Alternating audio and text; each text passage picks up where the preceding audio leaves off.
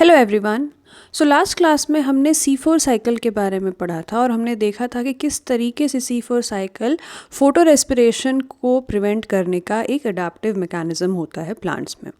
और मैंने आपको ये भी बताया था कि जो C4 प्लांट्स होते हैं मोस्टली उनमें एक स्पेशल टाइप की लीफ एनाटमी होती है जिसे कि क्रांज एनाटमी कहा जाता है। तो आज की वीडियो में हम वही डिस्कस करने वाले हैं, तो हमारे साथ अंत तक बने ज़रूर रहिएगा। Leaf anatomy of C4 plants की अगर हम बात करें तो यहाँ पर दो टाइप के फोटोसिंथेटिक सेल्स होते हैं। एक इनर रिंग होता है बंडल शीथ सेल्स का और उसके बाहर में मेसोफिल सेल्स का एक लेयर होता है। तो ये जो अरेंजमेंट है जो कि एक रिंग लाइक अरेंजमेंट है जिसमें कि बंडल शीथ सेल्स होते हैं जो कि वैस्कुलर बंडल को कवर किए हुए रहते हैं, इस रीथ लाइक अरेंजमेंट को क्रांज एनाटमी बोला जाता है। ओके, क्योंकि Kranz is a German word for wreath. Okay, लेकिन ये भी बात है कि क्रांज एनाटमी जो है वो सारे C4 प्लांट्स में नहीं मिलता। जैसे हमने बात किया था कि जो C4 प्लांट्स हैं मेनली उसमें ग्रासेस आते हैं, ग्रामिनी फैमिली के जो मेंबर्स होते हैं।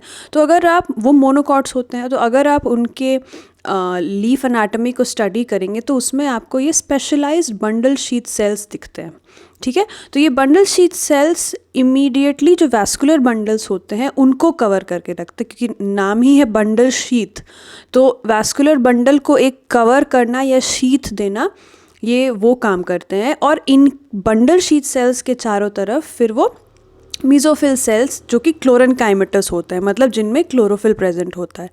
तो ये जो अरेंजमेंट होती है ये इसी को हम क्रांज एनाटमी बोलते हैं। तो आप देख सकते हैं क्रांज एनाटमी का डायग्राम, उसमें आप देखेंगे कि बीचों बीच बिल्कुल जाइलम और फ्लोएम है, उसके चारों तरफ फिर बंडल शीथ सेल्स हैं जिनमें कि स्पेशल टाइप का क्लोरोप्लास्ट होता है, और फिर उनके चारों तरफ फिर मेसोफिल सेल्स हैं जिनमें कि फिर से क्लोरोप्लास्ट्स प्रेजेंट होते हैं जिनका कि नेचर थोड़ा अलग होता है।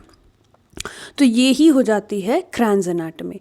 अब अगर आप C3 और C4 प्लांट्स के मतलब लीफ एनाटमी को स्टडी करेंगे तो C3 प्लांट में जो बंडल शीथ सेल्स हैं एज सच हमें नहीं मिलते, और C4 प्लांट्स में हमें अलग से एक तो क्लोज वीन स्पेसिंग मिलती है और दो अलग अलग टाइप के फोटोसिंथेटिक सेल्स मिलते हैं।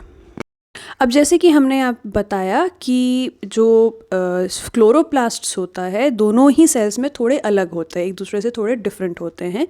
तो अगर हम इन दोनों को कंपेयर करें तो मेसोफिल सेल्स में ग्रानल क्लोरोप्लास्ट होता है, जिसका मतलब होता है कि इन क्लोरोप्लास्ट में थाइलाकॉइड्स वेल डेवलप्ड स्टैक्स में होते हैं जिनको कि हम ग्राना बोलते हैं। होप आपको क्लोरोप्लास्ट की स्ट्रक्चर याद होगी। तो उनमें जो थाइलाकॉइड्स होते हैं जहाँ पर फोटोसिंथेसिस का लाइट रिएक्शन होता है वो एक स्टैक में प्रेजेंट होता है जिसको कि ग्रानम बोलते हैं। ओके, तो मेसोफिल सेल्स में क्लोरोप्लास्ट्स जो होते हैं वो ग्रानल होते हैं, जबकि बंडल शीथ सेल्स जो होते हैं वहाँ पर क्लोरोप्लास्ट ए ग्रानल होते हैं।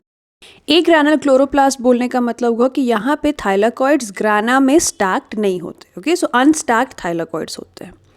और दूसरा डिफरेंस क्या है, मेसोफिल सेल्स में जो एंजाइम है वो फॉस्फोइनॉल पायरुवेट कार्बोक्साइलेज है। ओके, और बंडल शीथ सेल में रुबिस्को एंजाइम प्रेजेंट होता है। तो जैसा कि आपको याद होगा इनिशियली जो कार्बन का फिक्सेशन होता है फॉस्फोइनॉल पायरुवेट में वो मेसोफिल सेल में होता है। That reaction is catalysed by enzyme phosphoenol pyruvate carboxylase. ठीक, और फिर ये फॉस्फोइनॉल पायरुवेट का कार्बोक्साइलेशन होके एक C4 एसिड बनता है जिसको कि फिर बंडल शीथ सेल में ट्रांसफ़र किया जाता है। वहाँ पे उसका डीकार्बोक्साइलेशन होगा और जो कार्बन डाइऑक्साइड है वो रिलीज़ हो जाता है और वो नॉर्मल कैल्विन साइकिल में इन्वॉल्व हो जाता है, पार्टिसिपेट करने के लिए रेडी रहता है। तो फिर जब क्योंकि बंडल शीथ सेल्स में ही कैल्विन साइकिल हो रही है तो इस वजह से जो रुबिस्को एंजाइम होता है वो यहाँ बंडल शीथ सेल्स में लोकेटेड होता है। ओके, सो ये जो प्रॉपर्टी होती है इन प्लांट्स में जहाँ पर मेसोफिल सेल और बंडल शीथ सेल्स में दो अलग टाइप के क्लोरोप्लास्ट मिलते हैं, इस प्रॉपर्टी को क्लोरोप्लास्ट डाइमॉर्फिज्म बोला जाता है। मतलब क्लोरोप्लास्ट के दो डिफरेंट फॉर्म्स, तो इसको हम क्लोरोप्लास्ट डाइमॉर्फिज्म बोलते हैं।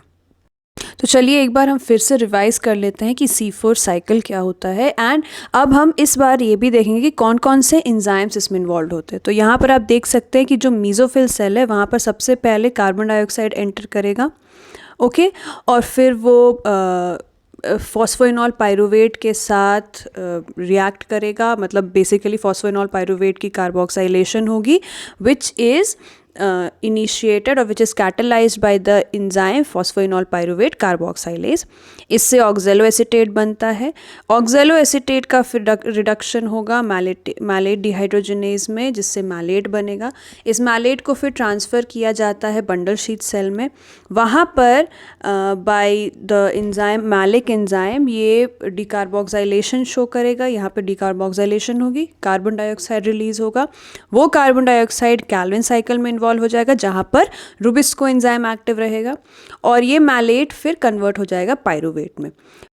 इस पायरुवेट को फिर ट्रांसफ़र करवाया जाएगा वापस मीज़ोफिल सेल में, जहाँ पर by the action of enzyme pyruvate phosphate dikinase इसको फॉस्फोइनॉल पायरुवेट में कन्वर्ट किया जाता है, और ये फॉस्फोइनॉल पायरुवेट फिर से एक नए C4 साइकिल में इन्वॉल्व होने के लिए रेडी हो जाता है। So this is C4 cycle. यहाँ पर यही एंजाइम्स काम करते हैं, और यहाँ पर स्पेशियल डिफ्रेंसिएशन होता है मीज़ोफिल सेल्स और बंडल शीथ सेल्स में। सो होपफुली आपको ये टॉपिक समझ में आया होगा। और इसके अलावा एक और साइकिल है जिसे कि हम कैम्प साइकिल बोलते हैं, तो वो हम आगे के क्लासेस में पढ़ेंगे। तो आज के लिए बस इतना ही। Have a good day, study well, be safe, bye bye.